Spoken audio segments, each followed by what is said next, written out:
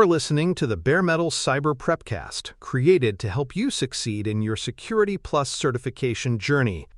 Learn more at baremetalcyber.com, where additional prepcasts, books, and training materials await. Let's get started. Human vectors are attack paths that focus on exploiting people rather than systems. Instead of breaking into a server or cracking encryption, adversaries manipulate human behavior to gain access or information. This works because people are often the weakest link in security. While firewalls and encryption may block technical intrusions, human error or manipulation can bypass these barriers entirely. Attackers understand that convincing someone to click a link, reveal a password, or approve a request may be far easier than exploiting code. Viewing people as part of the attack surface is essential for defenders, as it reframes security to include both technical systems and human users. Social engineering is the art of manipulating individuals into performing actions or divulging confidential information. It relies on psychological tactics rather than technical exploits, often exploiting trust, authority, urgency, or curiosity. A well-crafted phone call or email may appear legitimate, convincing a user to share sensitive details. Unlike malware or vulnerabilities, social engineering takes advantage of natural human tendencies such as wanting to be helpful or avoiding conflict. Because it operates in the realm of human behavior, technical defenses alone cannot stop it. Defenders must understand the principles of manipulation to design effective countermeasures that include both education and verification. The objectives of social engineering vary, but they typically revolve around obtaining credentials, access, or valuable information. Credentials are especially attractive because they provide attackers with legitimate entry into systems, bypassing many detection mechanisms. Access can be physical, such as entering a restricted building, or digital, such as connecting to a secure network. Information is also valuable, whether it involves organizational structure, financial records, or upcoming projects. Each objective supports further stages of an attack, whether lateral movement, fraud, or data theft. Recognizing these objectives helps defenders anticipate what attackers are aiming for and where safeguards must be strongest. Phishing represents the most common and scalable form of social engineering. In phishing campaigns, attackers send deceptive messages, typically via email designed to trick recipients into clicking malicious links, opening infected attachments, or revealing sensitive details. Messages may impersonate trusted institutions such as banks, IT departments, or government agencies. Phishing succeeds because it plays on urgency, fear, or opportunity, pushing recipients to act without careful thought. Despite decades of awareness, phishing remains effective precisely because it exploits universal human reactions. For defenders, reducing phishing risk requires both technical measures such as filters and user-focused strategies that encourage skepticism and verification. Spear phishing is a more targeted version of phishing that uses contextual details to increase believability. Instead of sending generic emails to thousands of recipients, attackers research specific individuals or organizations and craft messages tailored to them. For instance, an attacker might impersonate a project manager and reference ongoing work to trick a team member into revealing login credentials. The personalization makes spear phishing far harder to detect and block, as it blends seamlessly into normal communication. Because of its targeted nature, spear phishing is often used in high-value attacks, such as corporate espionage or financial fraud. Defenders must be especially vigilant against this refined tactic. Vishing and smishing represent voice and SMS versions of phishing. Vishing involves attackers using phone calls to impersonate trusted figures, such as technical support staff or bank representatives, to extract sensitive information. Caller ID spoofing makes these calls appear credible. Smishing, on the other hand, delivers deceptive messages via text, often containing malicious links or urgent instructions. Both methods exploit the immediacy and trust associated with phone-based communication. Because people often respond quickly to calls or texts, attackers gain an advantage. Defenses must extend beyond email to cover these additional channels, ensuring that users remain cautious regardless of how the message arrives. Pretexting is another social engineering technique where attackers create a fabricated scenario to extract information or gain access. For example, an attacker might pose as a new employee needing urgent system access, or as an auditor requiring financial records. The fabricated pretext provides a cover story that pressures the victim into complying. Unlike phishing, which relies on generic deception, pretexting is more interactive and often involves back-and-forth conversation. It demonstrates how attackers exploit roles, authority, and trust within organizations. Training users to verify unusual requests independently is crucial to disrupting this form of manipulation before it achieves its objectives. Baiting exploits curiosity or desire by offering something enticing in exchange for user action. A common example is leaving infected USB drives labeled confidential in public places, tempting individuals to plug them into company computers. Digital baiting might include offers of free downloads, music, or software that actually contain malware. The principle is straightforward. Attackers lure victims by appealing to self-interest or curiosity. Because baiting leverages natural impulses, technical defenses are limited in effectiveness. Behavioral training and clear organizational policies, such as prohibiting the use of unknown media, are necessary to mitigate this form of social engineering. Credential harvesting is one of the most common outcomes of human vector attacks. Whether through phishing, pretexting, or baiting, attackers aim to obtain usernames and passwords that grant them legitimate access. Once harvested, credentials may be used directly to infiltrate systems or sold on underground markets for other criminals to exploit. Because stolen credentials appear valid, they often bypass traditional security controls. Multi-factor authentication and anomaly detection are critical countermeasures. Credential harvesting demonstrates why social engineering is so dangerous. It can turn ordinary users into unwitting accomplices, handing over the very keys that secure organizational systems. Human error often bypasses technical controls, making social engineering particularly effective. No matter how strong encryption or firewalls may be, they cannot prevent someone from being tricked into revealing a password or approving a malicious request. Attackers understand this and design strategies that exploit fatigue, distraction, or lack of training. A single click on a malicious link can undo years of investment in technical defenses. This underscores the importance of considering people as integral to the attack surface. Human behavior, not just technology, must be secured through vigilance, education, and supportive organizational culture. Awareness training is one of the most important preventative controls against social engineering.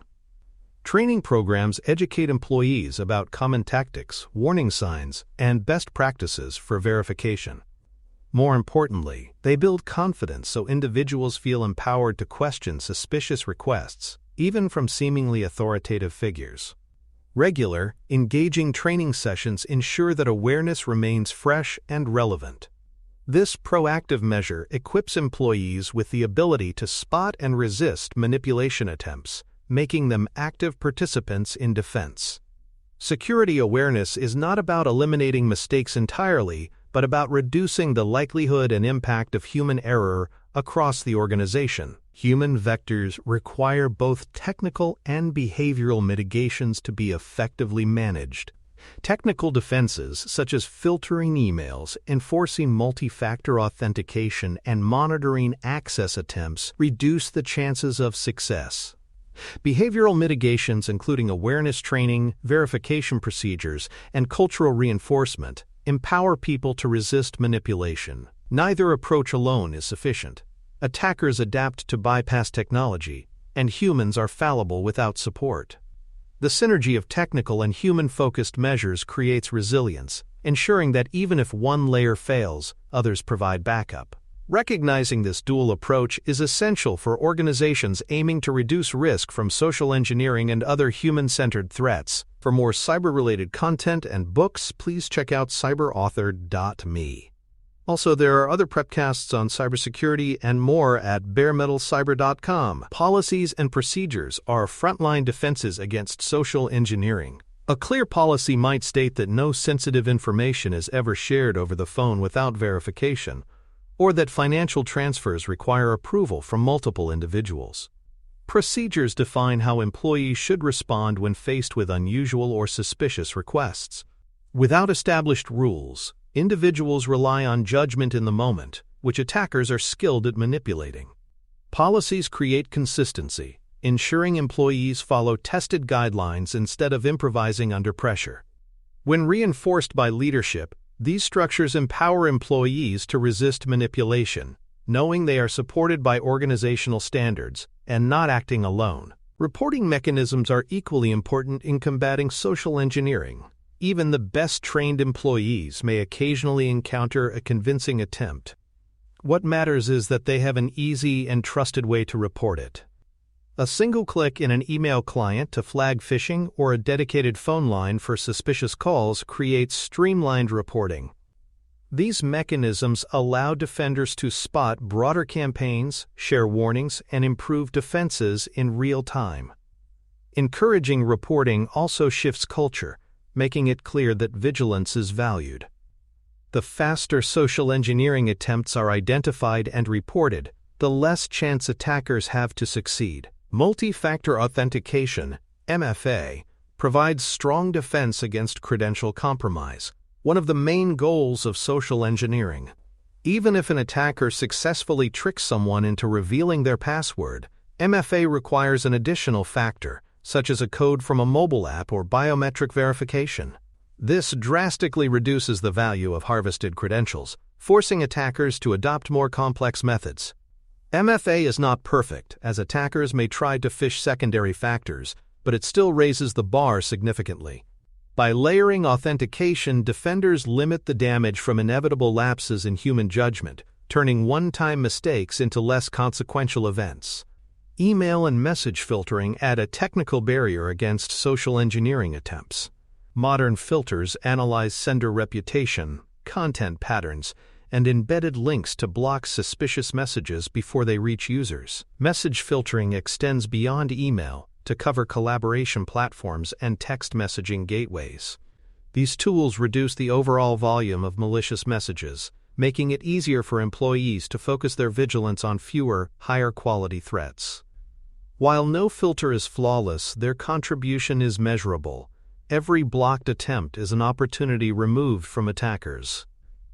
Effective filtering reduces the cognitive load on users and enhances organizational resilience against human vector exploitation. Simulated phishing campaigns serve as both training and measurement tools. By sending controlled phishing emails to employees, organizations can assess how many fall for the deception and how many report it. These exercises provide teachable moments, offering feedback without real-world consequences. Over time, repeated simulations improve vigilance and reduce susceptibility. They also generate metrics that help organizations measure resilience, identify high-risk groups, and refine training programs. Rather than punishing mistakes, simulations foster a learning culture, turning errors into opportunities for growth. In this way, defenders strengthen their human defenses with the same rigor applied to technical systems. Least privilege access is another way to reduce damage from successful manipulation. If an attacker tricks a user into sharing credentials, the scope of potential harm depends on the level of access tied to that account. By ensuring accounts have only the permissions necessary for their role, organizations limit what an attacker can accomplish. For example, a compromised marketing account should not grant administrative control over financial systems. Least privilege transforms human error from a catastrophic breach into a manageable incident. It recognizes that lapses will happen and builds resilience by preemptively limiting their impact. Secure verification procedures provide another safeguard against manipulation. When requests involve sensitive actions such as transferring funds or changing account details, employees should verify them through an independent channel. For instance, a finance team might confirm wire transfer requests by calling the requester at a known phone number, rather than relying solely on email instructions. Verification interrupts the attacker's reliance on trust and urgency, creating a checkpoint that deception cannot easily bypass. By normalizing these procedures, organizations prevent attackers from exploiting authority or pressure tactics. Verification transforms potential moments of manipulation into routine, secure practices. Separation of duties further reduces the risk of exploitation. In many organizations, critical tasks, such as approving large payments or accessing sensitive databases, require participation from more than one individual. This makes it harder for an attacker to achieve success through social engineering, since deceiving one person alone is insufficient. By requiring multiple roles to collaborate, defenders build redundancy into decision-making. Separation of duties also creates oversight, increasing the likelihood that suspicious activity will be noticed and questioned. This structural safeguard is particularly effective because it reduces reliance on individual judgment and introduces systemic resistance to manipulation. Reinforcement and cadence are key elements of effective awareness programs. A single training session may raise awareness temporarily, but vigilance fades over time. Attackers exploit this, waiting until attention wanes. Awareness programs must therefore be continuous, offering regular refreshers and updates on new tactics.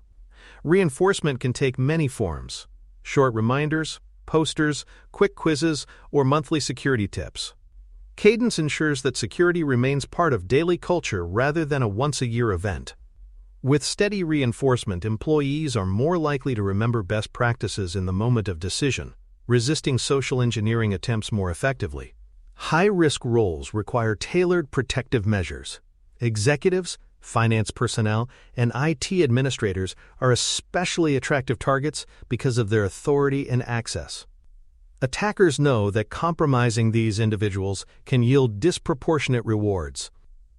Organizations must therefore provide additional safeguards, such as dedicated training, stronger authentication requirements, and closer monitoring for these roles. Some companies even deploy advanced protections like VIP email filtering or identity protection services for executives. Recognizing that not all employees face equal levels of risk allows defenders to focus resources where they will have the greatest impact. High-value targets deserve high-value protection. Metrics provide a way to measure resilience against human vectors. Common metrics include phish-prone rate, which tracks how many employees fall for simulated phishing attempts, and report rate, which tracks how many suspicious messages are flagged. Over time, organizations can monitor trends, assessing whether training and controls are improving performance. Metrics turn human vector defense from a subjective effort into a measurable process. They also allow leaders to communicate progress to stakeholders, demonstrating accountability. While no metric captures the full picture, they provide valuable insights for refining awareness programs and strengthening organizational culture against manipulation. In summary, human vectors remain persistent because attackers know that people are often easier to exploit than technology. Yet this risk is controllable when defenders apply a combination of policies, reporting mechanisms, technical defenses, and cultural reinforcement. Multi-factor authentication, least privilege, verification, and separation of duties provide systemic safeguards. Awareness programs, simulations, and metrics build individual and organizational resilience. Together, these measures transform people from weak points into active participants in defense. Human vectors cannot be eliminated, but with layered protections, their effectiveness can be greatly reduced, preserving trust and security in organizational environments. Thanks for tuning in to the Bare Metal Cyber Prepcast, your trusted source for cybersecurity news and insights. Remember to subscribe at baremetalcyber.com so you never miss an update. And visit cyberauthor.me for best-selling cybersecurity books that equip you with expert knowledge. Until next time, stay secure and stay vigilant.